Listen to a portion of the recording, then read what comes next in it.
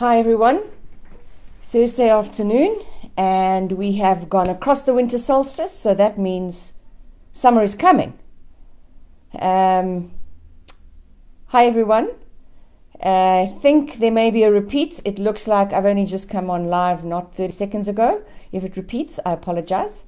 Thursday evening, Facebook Live with me, Dr. Tanya Grantham, and I'm very excited today because we've had the shortest day. We've gone past winter solstice for those of us in the summer in the southern hemisphere, and that means summer's coming. So this is going to be a short talk because summer's coming.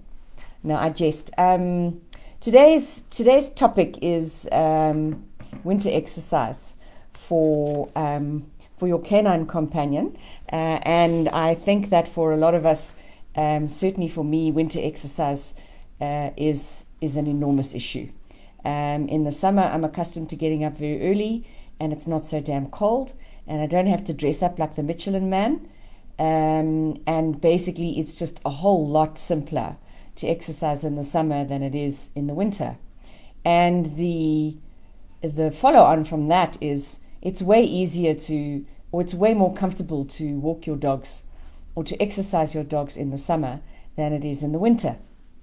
So today, I want to just have a look at why is it important to persist with exercises in the winter. And I'm focusing on the dogs and not on the humans. And then what can you actually do that would make exercising more pleasant for both you and the dog? Or dogs. So yeah, I hope that you can hear me. I seem to be all connected up.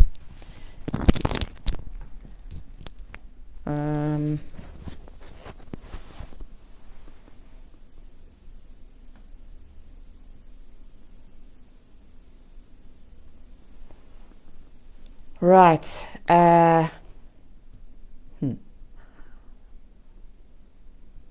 Okay, Christine, thank you. I'm not alone. It's quite something to be doing all of this and then not have any feedback, and then you don't know whether your stuff's working. So that's great. Okay, so one of the most important aspects of exercising your dog is that dogs require exercise all year round, and they do if their exercise needs are not met. In fact, they have exercise needs and they have socialization needs. And if those needs are not met, then our dog or dogs may well start to present with behavioral issues.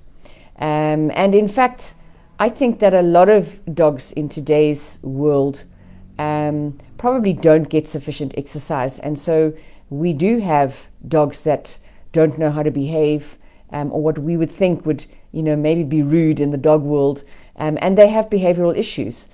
And so it is important that we exercise them consistently right the way through the year.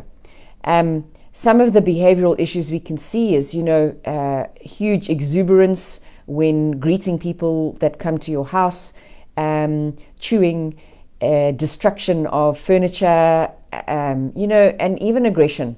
So for dogs not to be able to release their pent-up energy, it can have some serious knock-on effects. And I must say, even for myself and for those of us who have been stuck indoors with rainy weather, I mean, we all know about cabin fever. It's a similar thing. Our bodies were made to move, and dogs' bodies were made to move. So the first area I want to consider with regards to exercise is exercising outdoors. So in South Africa, we are actually very fortunate in, if we look at what happens across the world and what happens in the Northern Hemisphere. Certainly in Johannesburg, we don't readily get snow. We have fairly cold mornings and fairly cold evenings, but our days are often beautifully sunny and relatively warm. And so my first thing would be, if we are going to exercise our dogs in this region of the world, then exercise them more in the middle of the day than early in the morning, if that's feasible. Many of us, since the 2020 pandemic, are still working from home, and so perhaps it is more available and easier to do than it previously was when we were traveling to work early in the morning and coming home later in the evening. Hi, Yanni, nice to see you. So let's think about exercising them when it's warmer. If that's not possible and you have to take them outside in the colder weather, especially for dogs that don't have a thick coat or don't have an undercoat, or dogs that have been recently groomed, then put a coat on them, put a jacket on them, let them be warm, so that the experience outdoors is also not unpleasant for them. After all, we do want it to be as fun as possible in the cold weather. The other thing that you should be aware of is that if there is ice or snow, if it's wet, and if things are really cold, then it's a good idea perhaps to even cover the paws. So I can remember years ago when clients of mine moved to Canada, and I can remember receiving pictures of their dogs, not pictures of them, pictures of their dogs walking in the snow, and they all had little booties on. And so I think, they are warm-blooded just like we are, and so it's not pleasant to be walking on wet, cold grass or ice or snow. And in fact, ice and snow can actually damage the pads. So, common sense prevails. Keep the dogs warm, keep the pads protected if need be. And if you are fortunate enough to be able to walk outside, and it's got to be a shorter walk than normal, or whatever is happening in the winter, it may be later, it may be in the afternoon, and the sun's going to go down. So you need to perhaps you don't have 90 minutes, maybe you only have 20 minutes to walk the dog. Then look at doing something like interval training. That will help with a lot of the excess energy that your dog may have. And by interval training, I mean try walking for a minute, jogging for 30 seconds, walking for another minute, and then maybe sidestepping on and off the pavement, weaving around whatever items you might find on the roadside, or if you are in a sports field, are there things that you can use that create an interest. And the trick with interval training, anybody who's done interval training will know that it tires you quite quickly. So the idea is that in a short space of time, your dog can use his energy. But the other trick is that your dog shouldn't be able to anticipate what's coming next. So that keeps his interest, and it keeps them focused on you, because they don't want to miss something. What's next? What's the next exciting, interesting thing that's coming? So I think that's really all there is to say about exercising your dog outdoors in winter, if you're fortunate enough to be able to do that. If you are a lot like I am, for those of you that visit me in the practice, you'll know there are air conditioners everywhere, and we use them both in winter and summer, but particularly in winter, because I really don't thrive in cold weather. And so what are we able to do, and how are we able to exercise our canine companions indoors? So you could do gentle activities. So we don't remember that tiles, laminate floors, the house, it may inherently have a lot of dangers. So when you do take to exercising your dog indoors, the first thing that you have to do is ensure that the area in which you are exercising your dogs is safe. If it's not safe and you cannot make it safe, then how do you manage your dog's movements so that they're not boisterously tearing up and down your kitchen floor, and then they're slipping and you are predisposing them to injury? That's not the purpose of this talk at all, is certainly not to encourage you to injure your dogs. Okay, but if you have a land treadmill and outdoors is not great, can you teach your dog to walk on the treadmill? Of course you can. Okay, the key about treadmills, and there is a video on land treadmills that I did probably in lockdown last year. You can find it on this Facebook page that runs through the positives and negatives of land treadmill, the sizes that you need to be aware of, the things that you need to look out for when walking your dog as an exercise on a treadmill. And so that's one thing. If you have one, not just for you, in many cases you can also use it for your dog. The other area is, what have you got in your house that can act as an exercise machine? For those of you that live in a house that has stairs, stairs are an amazing exercise, and they're used often by us in terms of for therapy, but you can use the stairs in your house for exercise. The key to exercising on the stairs, safety always. I always say put your dog in a harness, control the speed at which they are moving up and down, and that's also an important factor in the therapeutic exercise, because the faster they go, the less they actually engage their legs properly. So walking your dogs up and down stairs, if you have them, is also a way of keeping them fit. And then there's all the functional exercises. So I think I did a talk on this as well. Functional exercises are functions that the dog performs. Sit, down, down to stand, sit to stand, roll over. Okay, these exercises can be used to keep your dog flexible and keep your dog fit. I did a whole talk on mental games. Thanks to my physiotherapist, Kayla Dutoy. She put a lot of information together, and there is a handout on that talk or on that Facebook post, as well as a good 20 minutes of talking about what mental games can we play with our dogs. So, in fact, we were just talking about it today, that mental activity, I was talking about it with the client, mental activity often tires your dog way more than physical activity. And so by keeping him interested, and by keeping him questioning, and by keeping him looking and engaged with you, especially if you're working from home, then you're able to introduce these mental games. Things like hiding toys around the house, or hiding food around the house. Or if it's time to play and you've got a whole lot of empty cups or empty pots, you put food under some of them, or all of them, or none of them. But the idea is the dog must search for the food. There's lots and lots of what we call brain game toys that are available. The one that I like in particular, it comes from, I think it's Denmark, but it's one of the Scandinavian countries.